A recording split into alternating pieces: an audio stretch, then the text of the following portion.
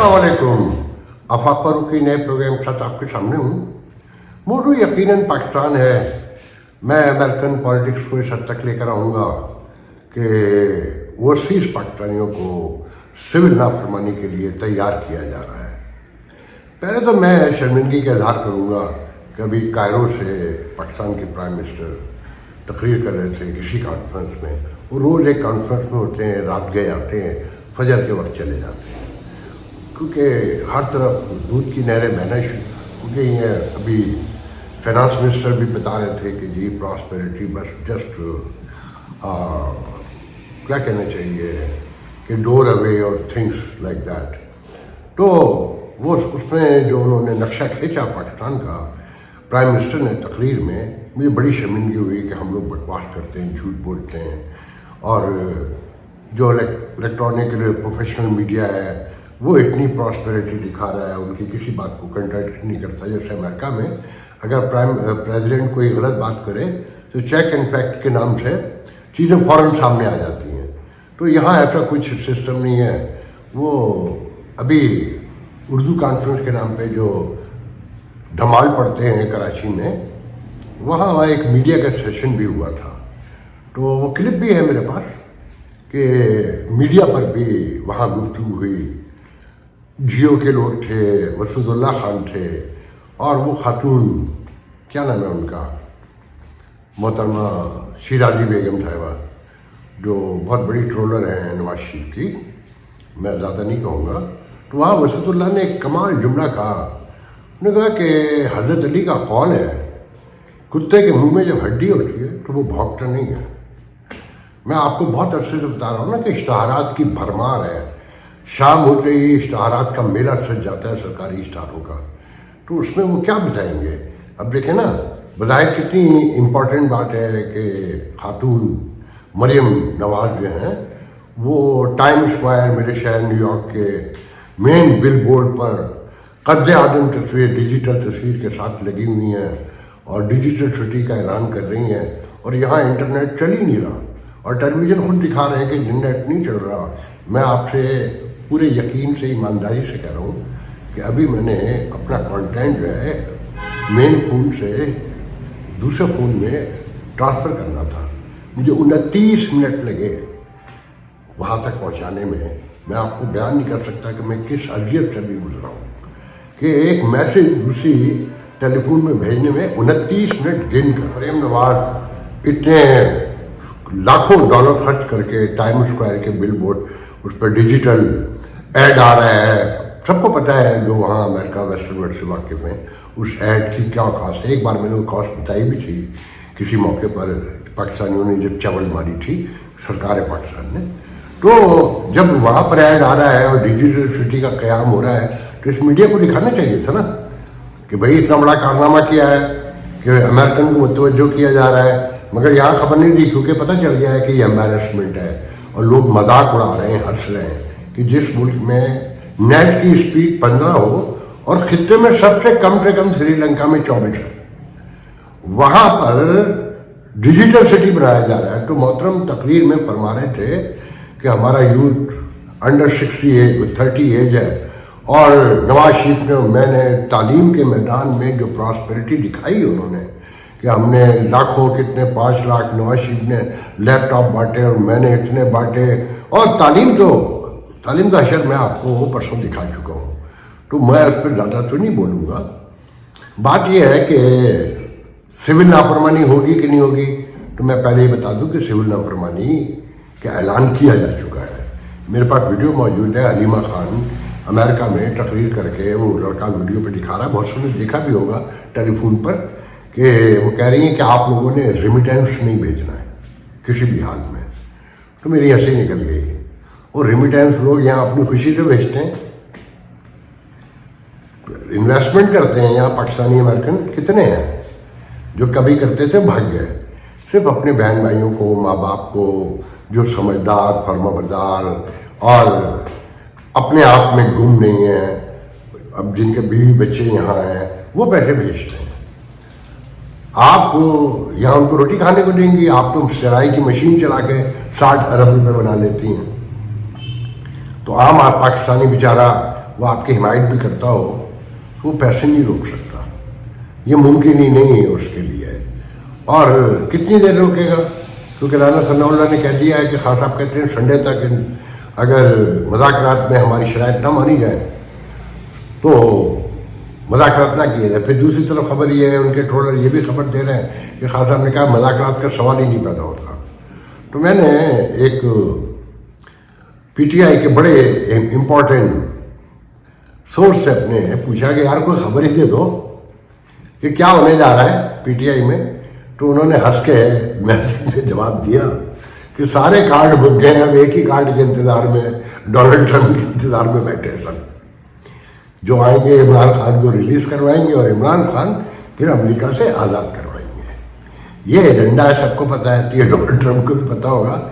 और साथ में हाँ ये भी बता दूं कि डोनाल्ड ट्रंप की तकरीब में वोट सेरेमनी जब होगी तो बाहर पीटीआई के लोग जो है वो डिजिटल हेड लगा के ट्रक पे नहीं पीछे खड़े होते, घुमा रहे होते हैं सड़कों पे, वो लेकर खड़े होंगे। लाखों का मजमा होता है, किसको पता चलना है, और अगर पता भी चलेगा तो हु केयर। देखें ये अदालतों का मामला है, कोई मुल्क किसी अदालतों के मामले में मुदाखलत नहीं कर सकती। ज़ियाउल हक के उरूज के दौर में जुल्फ़िकार अली भुट्टो को जब फांसी दी गई और ऐसी ही कुछ सिचुएशन थी कि जुल्फ़िकार अली भुट्टो से अमेरिका नाराज़ था, ये भी ध्यान में रखिएगा। तो यहाँ सऊदी अरब भी नाराज़ है, चाइना भी नाराज़ है, टर्की भी नाराज़ है, मतलब ये तारीख बार बार क्या दोहरानी। तो देखना ही है कि मुज़ाकरात होते नहीं होते, हुकूमत भी नहीं चाहती मुज़ाकरात हो, कि मुज़ाकरात में तो कुछ देना पड़ता है, वो देना किसी को कुछ नहीं है कि जनाब वो मैंडेट भी वापस कर दो, इनका मुकदमे भी खारिज कर दो, खान साहब को भी बाहर ले आओ और इनके आगे अपनी गर्दन नीचे रख दो और खान साहब पुराना उठा के सबकी गर्दन काट दें। ऐसा नहीं हो सकता। तो यहाँ जो तमाशा लगा हुआ है उसको आपने समझना है, तो ऐसे समझे कि अब कल 2 दिन में 11 ख्वारिज फिर मार दिए गए। अब ये नहीं बताया जा रहा कि अपने कितने गए, शायद समझ आ गई है कि बराबर का कांटे का मुकाबला हो रहा था, तो अब ये नहीं बताया जा रहा, बस ये कि जनाब 11 ख्वारिज मार दिए। फिर जो एक बड़ी इंपॉर्टेंट खबर है, मैं चाहता हूँ कि इसका क्लिप देख लें। तो ये बहुत ज़रूरी है कि एक तरफ तो धमाल डाले जा रहे हैं कि चैंपियन ट्रॉफी, आपने सुन लिया होगा कि पाकिस्तान की शराइत पे तय हो गई, उन्हें कुत्ते के मुंह में हड्डी है, ध्यान में रखिएगा। जब जितनी बातें सुनो उसको ध्यान में रखेंगे, कुत्ते के मुंह में हड्डी बोल नहीं सकता। धमाल डाल रहा है कि जनाब चैंपियन ट्रॉफी पाकिस्तान को वापस मिल गई, और साथ में वुमेन ट्रॉफी भी पाकिस्तान को तोहफे में दी गई है और भारत से न्यूट्रल वेन्यू पे खेला जाएगा। आप अपनी ईमानदारी से बताइए, ये फतह है भारतीयों ने, मेरे देखने वालों ने, जब मैंने पहला मिला के तो ये भी कहा था कि शर्त लगा दें उनसे कि इंडिया नहीं जाएगा, और इंडिया नहीं आया और उसने अपनी शर्त मनवा ली कि न्यूट्रल वेन्यू पे खेलेंगे और 3 साल तक खेलेंगे। अगर ये बड़ा मुल्क, कोई बावकार मुल्क होते हैं, हम न्यूक्लियर पावर बच्चे दिखाने को कहते हैं, और जिसकी वजह से अदाब में भी हैं, नई पाबंदी भी लगा दी अमेरिका ने। इसको इमरान के केस से भी रिलेट करके देखिएगा, एक तरफ अमेरिका पाबंदी भी लगाएगा, इमरान को भी छुड़ा के ले जाएगा, वो फिर लंबी कहानी शुरू हो जाएगी, IMF भी है, फलाना भी है, ढिमाका भी है। तो आपके ख्याल में पाकिस्तान को मैच खेलना चाहिए था, हार नहीं जाना चाहिए था? पहले तो ये बताना चाहिए ना इस मीडिया को कि भाई जब ये तय हुआ था कि पाकिस्तान में चैंपियन ट्रॉफी होगी तो इंडिया ने उससे क्यों नहीं कहा कि हम वहाँ खेलने नहीं जाएंगे? आपको एम्बेरस करना था, शर्मिंदा करना था, आपको अपनी पावर दिखानी थी, बताना था कि हम जो चाहे कर सकते हैं, जब चाहे चीज़ों को चेंज कर सकते हैं। और वो कितना बहादुर हो चुका है और कितनी बेहयाई से बहादुरी दिखा रहा है, मैं आपको उन्हीं के मीडिया के क्लिप दिखाना चाहता हूं। पाकिस्तान में एक पूर्व ब्रिगेडियर की हत्या की गई है, घात लगाकर इसे अंजाम दिया गया। पाकिस्तान में लगातार इस तरह के मामले बढ़े हैं। ज्यादा जानकारी दे रहे हैं उमा शंकर सिंह।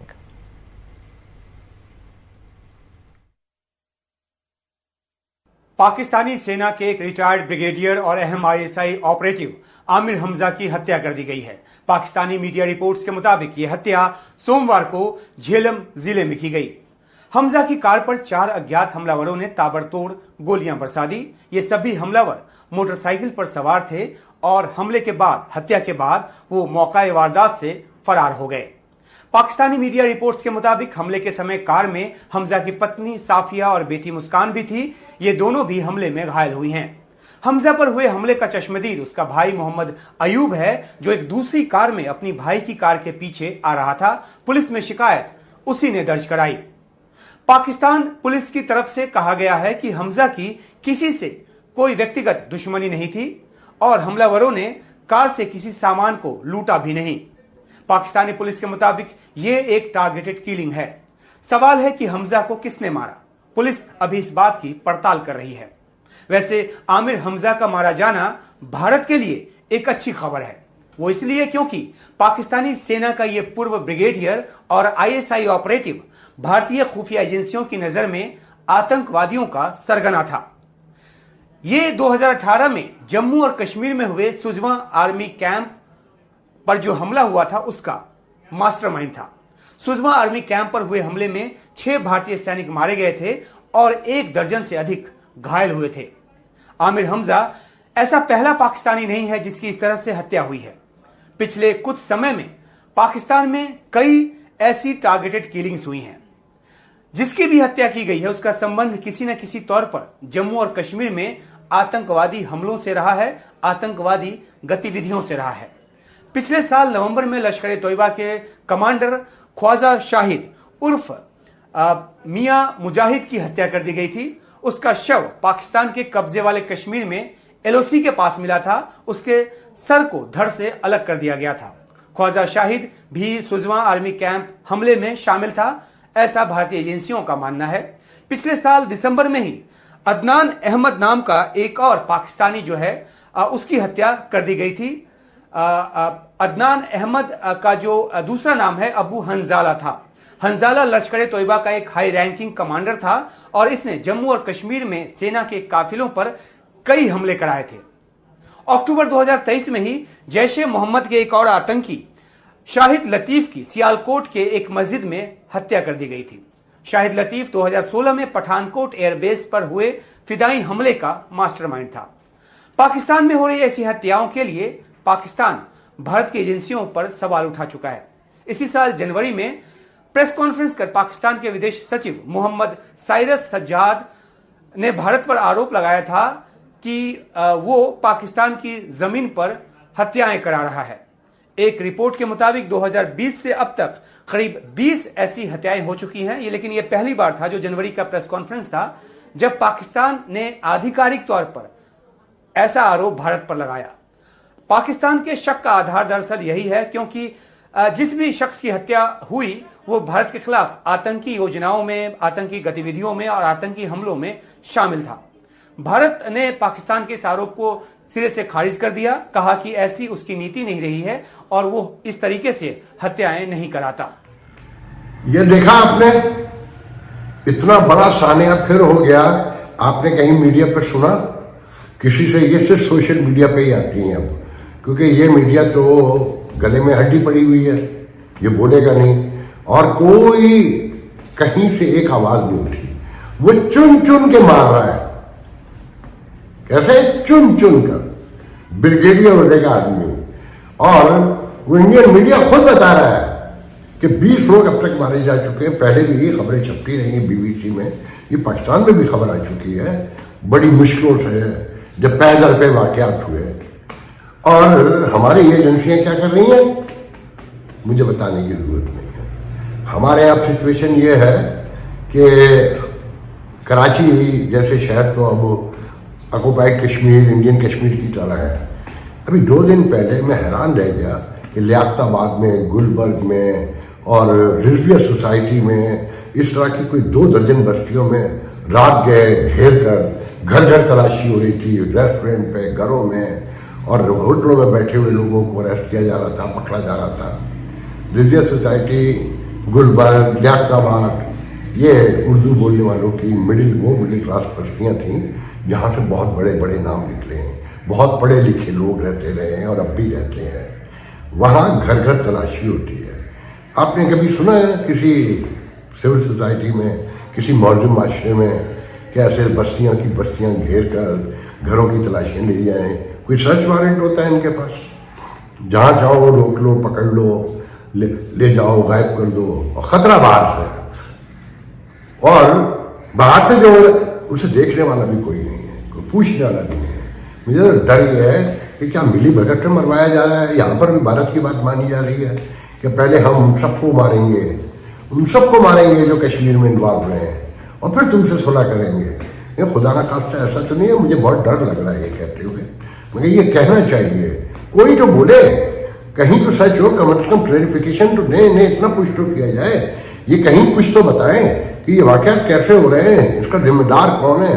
ایک ریٹائر بریگیڈیئر جس نے ریاست کے ایما پر کیا ہوگا نا, جو کچھ بھی کیا ہوگا, یا جو الزامات ہیں, مطلب اس کلنگ پر کہیں تو بات ہونی چاہیے نا, کہ جس کو چاہا کہیں کسی کو چھت پہ مارا گیا ہے, کسی کو مسجد میں مارا گیا ہے, کسی کو سڑک سے گزرتے مارا گیا ہے, اور مارنے والے بے غیرت یہیں کے ہوں گے, انہیں ہی ہائر کیا گیا ہوگا پیسے کی بنیاد پہ سارا کچھ ہوگا. میں ایک ویڈیو اور دکھانا چاہتا ہوں آپ کو. میں آج ایسا جو بات کرنا چاہتا ہوں, میں اور کوئی فضول باتیں نہیں کرنا چاہتا. مریم کیا کر رہی ہیں, چاہے پہلے ہی ذہن میں رکھیں کہ یہ جو مریم کو کہا جا رہا ہے نا, یہ پنجاب کی پہلی حکمران خاتون حکمران ہے. Not true. پہلی حکمران جو مجھے یاد پڑتا ہے پورس کی بیٹی تھی, اور آخری جو ہے رنجیت سنگھ کی بیٹی تھی. 3 عورتیں اس خطے میں گزری ہیں بڑی. اور ویسے تو رضیہ سلطان بھی ہے, رانی جھانسی کی رانی بھی ہے. جھانسی کی رانی تو 1828 میں پیدا ہوتی ہے, اور 1858 میں بڑے بڑے کارنامے کر کے 32 سال کی عمر میں چلی جاتی ہے. ایسی خاتون جو وہ 35 سال کی تھیں رضیہ سلطان جب گئی ہیں. تو یہ کوئی بڑا کارنامہ نہیں ہے. اس خطے میں خواتین بہت آتی نہیں ہیں. خیر, تو میں آپ کو ایک ویڈیو اور دکھانا چاہتا ہوں, یہ دیکھیے گا ذرا. پاکستان کے اندر اس وقت پاکستان کی آرمی کے اندر 7 جنرل یہاں آزاد کشمیر کے بیٹھے. کھیل تماشا ہے. 52-55 لاکھ کی ہماری آبادی ہے. اس کوٹے سے حساب بنائے تو ہمارے 7 بریگیڈیئر نہیں بنتے 24 کروڑ کے ملک میں. 10 کور کمانڈر آزاد کشمیر سے, ڈی جی ایم آئی آزاد کشمیر سے. دنیا میں سب سے بڑی جو ٹینکوں کی لڑائی ہوئی تھی اٹیکنگ کور چونڈا, وہ اس کا کور کمانڈر آزاد کشمیر سے.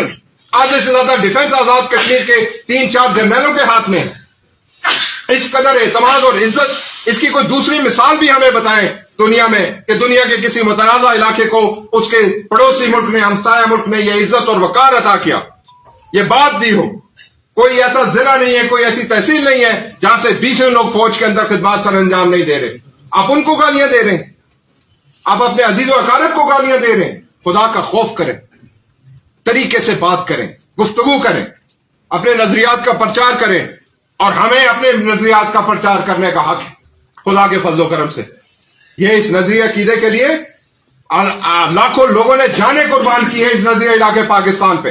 اس مقبوضہ کشمیر کے اندر ایک مجھے وہ لاش دکھائیں کہ جو اس جھنڈے میں, جس جھنڈے کو آپ اٹھا کے پھرتے ہیں, اس میں اس نے دفن ہونا پسند کیا. پاکستان کے جھنڈے میں لپیٹ کے مقبوضہ کشمیر کا جوان آج بھی دفن ہونا, قبر میں اترنا, اس وقت بھی اس کو پاکستان کا جھنڈا چاہیے. وصیت کر کے جاتے ہیں, اور آپ یہاں پہ اس جھنڈے کے ساتھ بدسلوکی کرتے ہیں. شرم بھی نہیں آتی. لیکن کوئی تھوڑی بہت غیرت کے تقاضے ہیں. وہ ہمارے بھائی ہیں جو دوسری طرف وہاں پہ ہندوستانی فوج کے سامنے 1 ملین سے زیادہ فوج کے سامنے کھڑے ہیں, اور یہاں پہ طرح طرح کی گفتگو اور طرح طرح کی باتیں. اس کا پورا پوسٹ مارٹم کرنا شروع کریں گے ہم, اور بات جس طرف جاتی ہے جائے, یہ ہماری ذمہ داری نہیں ہے. لیکن ایک حد تک ہم برداشت کر سکتے تھے, اس سے آگے ہماری برداشت نہیں. اور یہ 21 تاریخ کی جو کال دی ہے ثانیہ کوہلا, اس ثانیہ کوہلا پہ جان نہیں چھوڑیں گے ہم. انشاءاللہ اللہ کو منظور ہوا تو ہر سال 7 دسمبر کو یہ منائیں گے یوم سے آگے طور پہ, کہ اس دن یہاں پہ یہ حرکت ہوئی تھی آزاد کشمیر کے اندر. دیکھیں, اس ویڈیو میں بظاہر تو بڑی سادگی سے پاکستان آرمی کی حمایت کی جا رہی ہے, جو بہت اچھی بات ہے کہ 50 لاکھ کی آبادی آزاد کشمیر کی, 7 جرنیل ہیں اور کور کمانڈر بھی ہیں, مختلف وقتوں میں بھی رہے ہیں, اور وہاں گالیاں دی جا رہی ہیں. یہ مان رہا ہے نا وہ آدمی, اور وہاں لوگ سن رہے ہیں نا. میں نے آپ کو پچھلے دنوں بتایا تھا نا کہ کشمیر میں آزادی کے نعرے لگ رہے ہیں. اب کشمیر جیسی جگہ پر اگر آپ کے بارے میں یہ تاثر ہے اور کھلے عام آپ کی حمایت کرتے ہوئے یہ باتیں ظاہر کی جا رہی ہیں کہ علاقے میں آپ کی مخالفت ہے اور بڑے پیمانے پر برا بھلا کہا جاتا ہے, یہ 9 مئی کا واقعہ ہو یا یہ کشمیر ہو, کیا پراسیکیوٹ کرنا اپنی جگہ پر ہے, مگر کیا یہ اس بات کا متقاضی نہیں ہے یہ سارا معاملہ کہ پہلے ایک ریسرچ یہ ہو, ڈسکشن ہو, کتے کے منہ سے ہڈی نکالی جائے کہ بھئی یہ نوبت آئی کیسے, یہ معاملہ یہاں تک پہنچا کیسے. مطلب یہ کیسے ممکن ہے کہ آپ اپنے ملک کی آرمی کو اس حد تک چلے جائیں کہ شوجا کے مجسمے اتار کے توڑ دیں, جی ایس کیو پہ حملہ ہو جائیں, کور کمانڈر کے گھر میں گھس کے توڑ پھوڑ کریں, آپ بیس میں گھس کے جہازوں کو نقصان پہنچائیں, سو آن. کوئی کہیں اس پر آپ نے ڈسکشن سنی سوشل میڈیا پہ مغلزات بکنے دیکھ پڑھنے کے علاوہ؟ کہیں کوئی سیریس فورم بنا ابھی تک؟ کسی نے ابھی تک یہ بتایا؟ کہیں پر کوئی دانشور جمع ہوئے کہ بھئی پہلے تو بحث یہ ہو کہ دیکھیں جو میری جوانی میں بلکہ کہوں گا بہت چھوٹی عمر تھی, مگر جوان ہو رہا تھا جب میں امریکہ گیا ہوں. فوج ایمان کا حصہ تھی ہماری. جیسے ایک مسلمان ایک کلمے پر, ایک اللہ پر اور ایک رسول پر یقین رکھتا ہے, ایسا ہی ہماری فوج تھی, ایسا ہی اندھا اعتماد تھا, ایسا ہی یقین تھا اور ایسی ہی روحانی ہماری حالت تھی. یہ معاملہ یہاں تک آیا کیسے؟ اس کا ذمہ دار اصل کون ہے؟ کیا عمران خان ہے؟ عمران خان نے کہا اور لوگ شروع ہو گئے. یہ سوچنے کی باتیں ہیں نا. کیا اس پہ کوئی یہاں پہ یہ بتایا جا رہا ہے کہ 74% لوگ ابھی بھی فوج کے ساتھ ہیں؟ میں اس پہ بالکل یقین نہیں رکھتا. میں گراؤنڈ پہ رہتا ہوں, میں اسی پاکستانیوں کو بھی جانتا ہوں اور میں آپ سے حلفیہ یہ بات کہتا ہوں کہ میں خود حیران ہوں, ابھی بھی سوچتا ہوں کہ عمران خان کی ابھی حکومت ختم نہیں ہوئی تھی اور جو آج عمران خان کے ساتھ لوگ ہیں ان میں سے کچھ لوگوں نے دبے لفظوں میں فوج کو اور لاہور سے تعلق ہے ان کا, پنڈی سے ہے, گجرانوالہ سے ہے, تو انہوں نے اس فوج کے بارے میں گفتگو شروع کر دی تھی. میں حیران ہوتا تھا کہ یار یہ کس بنیاد پہ کہہ رہے ہیں. پھر اچانک جب بم پھٹا, اعتماد آئی اور خاصا بلباس ہوئے مکمل باہر آئے اور ساری چیزیں سامنے آئی تو سمجھ میں آیا کہ کھچڑی تو اندر سے بہت پہلے سے پک رہی تھی. خان صاحب نے تو صرف زبان دیا ہے, حوصلہ دیا ہے, باقی دلوں میں تو بہت طویل عرصے سے یہ سارا کھیل جاری تھا. مگر میں کہتا ہوں کہ اگر اس ملک کو بچانا ہے, جیسے اکانومی کے اوپر یہاں آخری موقع کے نام سے, فلانے نام سے, دماغ کے نام سے بڑے بڑے فورم بٹھائے جاتے ہیں ٹی وی پر اور بتایا جاتا ہے کہ دیکھیں ہم کتنا ریسرچ ورک کرتے ہیں اور کیسے کیسے تھاٹ فل فلاسفیکل پروگرام لے کر آتے ہیں. یہ متقاضی نہیں ہے کہ اس پہ لوگوں کو بٹھایا جائے اور لوگوں کو بولنے دیا جائے, موقع دیا جائے. اس سے سنبھلنے کا موقع ملے گا, اس سے آپ کو درستگی میں مدد ملے گی, اس سے آپ کو کریکشن میں مدد ملے گی.